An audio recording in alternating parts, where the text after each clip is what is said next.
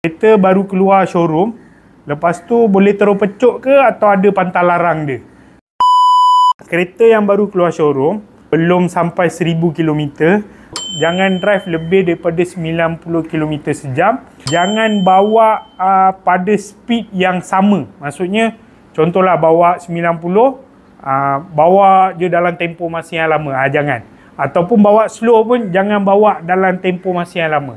Jangan buat emergency brake yang mengejut. Kecuali betul-betul emergency lah nak berhenti, tu tak ada masalah. Emergency brake ni especially first 300 km jangan buat. Masih dalam tempoh penyesuaian. Contoh piston ke whatever lah, gearbox ke apa ke, semua masih dalam tempoh penyesuaian. Yang ni ilmu, bukan saya main petik sendiri. Ini ilmu adalah ilmu yang saya ambil daripada manual book. So kalau korang yang rajin baca manual book, ilmu ni ada dalam manual book.